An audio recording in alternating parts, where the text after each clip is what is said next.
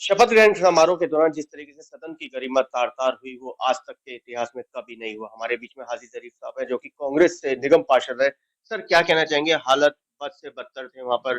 कोई क्या नाम है, मैं ये कहूँगा सारे संविधान की धज्जियाँ उड़ाई। देखिए, हालात इतने खराब थे वहाँ, जिनको आप मतलब मैं ये कहूँगा कि तसव्वुर नहीं कर सकते आप। हालात इतने खराब हो गए, सदन के अंदर जो बहनें हैं, उनकी संख्या आपको मालूम है लगभग आधी है। हालात इतने खराब थे, जो हम 9 मेंबर हैं कांग्रेस के, उनके अंदर जो है 9 में से हमारी 6 बहनें हैं, तो हमने उनको पीछे करना पड़ा कि आप पीछे बैठिए, हम आगे बैठते हैं। हालात इतने खराब हो गए, मतलब डेस्कों के ऊपर चढ़ गए, कुर्सियां फेंकने लगे। मतलब जो सदन की मर्यादा होती है, उसका ख्याल ना तो आम आदमी के काउंसलरों का था ना और ना ही बीजेपी। भाजपा के काउंसलरों को। मतलब मैं ये कहूंगा, ऐसे समझिए जैसे रोड पर दो समुदाय के लोग कहीं लड़ जी, पड़ते हैं जी, और जी, वो जी। लोग उनको कोई मतलब जो लोगों की अपेक्षाएं हैं, जिन उम्मीदों के साथ इन लोगों को चुन के भेजा सदन के अंदर, इन्होंने उसकी गरिमा को रखा ही नहीं, समझा ही नहीं। वहाँ हालात बद से बदतर थे और फिर बाद में जो है सदन को स्थगित करना पड़ा। वहीं ज़रीफ साहब, देखने में आ रहा है कि अब अगली तारीख कब मिलती है, कैसे मिलती है, शपथ होगी, कब होगी, कुछ नहीं पता अभी। देखिए, ये एलजी साहब का निर्णय है। जो भी वो डिसीजन लेंगे, जो भी तारीख वो देंगे और चिट्ठी आएगी सब काउंसलरों को, उसके बाद ही शपथ ग्रहण हो पाएगा। मैं तो ये कहूंगा, दोनों जो आम आदमी और भाजपा के जो काउंसलर हैं और जो उनके सीनियर नेता हैं, जी, जी, इनकी नूरा कुश्ती चल रही है और इस नूरा कुश्ती के अंदर दिल्ली की जो आवाम है, जी। उसका नुकसान हो रहा है। वो मुझे नुकसान होगा। मुझे एक बात बताइए, सदन जो है आज मेरे ख्याल से लगभग 1 महीना 5 दिन हो रिजल्ट चुका आए है। हुए हो गए जी। और उसके बाद में 3 दिन के अंदर, 3 से 4 दिन के अंदर शपथ ग्रहण हो जाना चाहिए। और जो शपथ ग्रहण हो जाता, तो लोगों ने जिन अपेक्षाओं के साथ हम लोगों को चुन के सदन के लिए भेजा है, जी। वो काम हम नहीं कर पा रहे, हमारे हाथ बंधे हैं। और इन लोगों को आवाम की फिक्र ही नहीं है। अगर इनको फिक्र होती तो ये आपस में लड़ते नहीं। ज़रीफ साहब, अब तो एलजी साहब ने ये घोषणा कर दी है कि अगर अब की बार कोई इस तरीके की घटना होती है तो हर्जाना पार्षदों से ही भुगता जाएगा।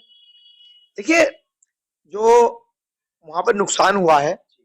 जिस तरीके से सदन की मर्यादा को भंग किया गया है, मैं कह रहा हूँ कुर्सियां चली हैं और पेपर फटे हैं। पेपर फटे हैं, गाली गलौच और माइक हाँ, टूटे। माइक टूटे हैं। एक पार्टी भगवा लहरा रही है जी। और एक पार्टी पंपलेट लेके खड़ी है। जी। ये तो ये तो दुर्भाग्य है। पार्षदों के कपड़े तक फटे कपड़े हैं। तक फट गए हैं, ये दुर्भाग्य है। इस तरह की जो घटना वो सदन के अंदर नहीं होनी चाहिए। आज देखने में आ रहा है भाजपा वाले आम आदमी पार्टी के खिलाफ प्रदर्शन कर रहे हैं, आम आदमी वाले भाजपा के खिलाफ कर रहे हैं। विकास की और ध्यान किसी का नहीं है। मैं कह तो रहा हूँ आपसे, इन दोनों की नूरा कुश्ती चल रही है।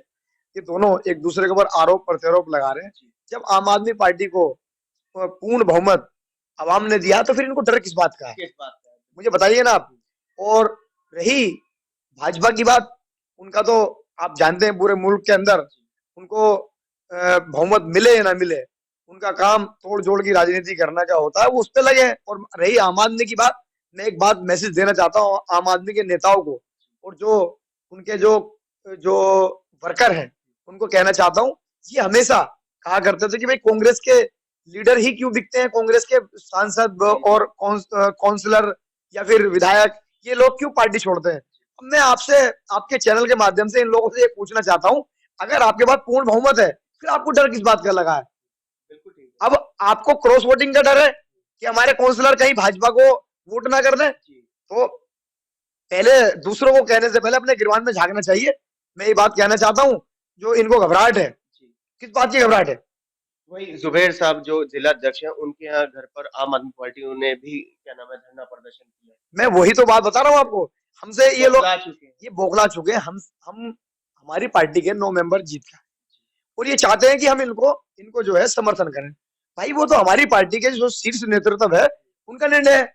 और जब हम आपके आगे चुनाव लड़के आए हैं, नहीं करते वोट हम आपको, क्या गुंडागर्दी है? बिल्कुल ठीक है। क्या डिक्टेटरशिप है?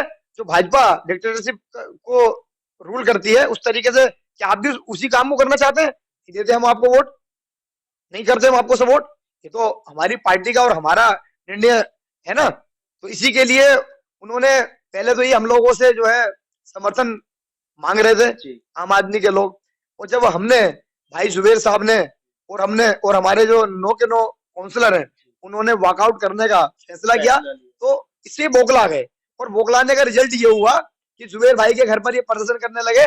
मैं कहना चाहता हूँ आप लोगों के चैनल के माध्यम से, जब भाई जुबेर साहब ये हम नो के नो मेंबर हम नहीं दे रहे आपको क्या नाम है समर्थन, समर्थन। तो मैं आपको कहना ये चाहता हूँ तो फिर दिक्कत किस बात की है? तो आप लोग क्यों प्रदर्शन कर रहे हैं हमारे दरवाजों के ऊपर आकर के? जरीफ साहब कल को जुबेर भाई के यहाँ प्रदर्शन का है, कल को हो सकता है आप लोगों के यहाँ भी प्रदर्शन करने आ जाए, कोई बड़ी बात नहीं, देखिए समर्थन चाहिए। मैं तो आपको एक बात कहता हूँ, क्या नाम है उसका जो है, आप किसी से प्यार से तो कोई बात कर सकते हैं, जी जी क्या आप गुंडागर्दी से उतर आए? ये गुंडागर्दी तो है। और क्या। आप जब जुबेर भाई ने और हम सब लोगों ने मना किया समर्थन देने के लिए तो आप लोग हमारे घरों में प्रदर्शन करने लगे और हम पे एलिगेशन लगा रहे हैं उल्टे सीधे। अभी जब जुबेर भाई कोर्ट चले गए, अब इन लोगों को जब जाना पड़ेगा, संजय सिंह जी ने कहा 50 लाख रुपए इन काउंसलरों ने ले लिए हैं, अब जब कोर्ट में जाकर के मानहानि का मुकदमा हुआ है सब पता चल जाएगा। अभी जरीफ साहब एक तरफ तो शालीनता देखी जाए, भारत जोड़ो यात्रा कितने सभ्य तरीके से भारत जोड़ो यात्रा पूरे देश भर के अंदर निकल रही है, और एक तरफ ये सदन की गरिमा, मतलब पिक्चर साफ है। देखिए भारत जोड़ो यात्रा का जो रिजल्ट है वो पूरी मुल्क के सामने है। जो इलेक्ट्रिक मीडिया है वो उसको छुपा रही है, वो दिखाना नहीं चाहती क्योंकि वो अडानी और अंबानी के चैनल हैं और जो नरेंद्र मोदी जी जो है उनके इशारे पे वो सब लोग काम करते हैं। मैं आपको ये बताना चाहता हूँ, तो जो जन समर्थन पूरे मुल्क के अंदर हमारे नेता श्री राहुल गांधी जी को जन समर्थन मिल रहा है, वो आप सोशल मीडिया के माध्यम से देखिए क्या स्थिति है पूरे मुल्क की, किस तरीके से युवा रोड पर है, बेरोजगारी है, उनको लेकर के वो शिकायतें कर रहे हैं श्री राहुल गांधी जी से आकर के। और अभी मैंने देखा था लोग जो युवा हैं वो बिना शर्ट के, राहुल गांधी तो टी शर्ट के अंदर चल रहे हैं, बिना शर्ट के लोग आए और उन्होंने आकर के अपना विरोध दर्ज करा कि बेरोजगारी है, महंगाई है, हालात बद से बदतर है और भाई को भाई से जुदा किया जा रहा है। इसको जोड़ने के लिए राहुल गांधी जी निकले हैं। जरीफ साहब क्या अपील करेंगे जनता से और लोगों से? मैं तो यही कहना चाहूंगा, जिस तरीके से राहुल गांधी जी एक मैसेज को लेकर के निकले, बार बार उनसे सवाल किया जा रहा है।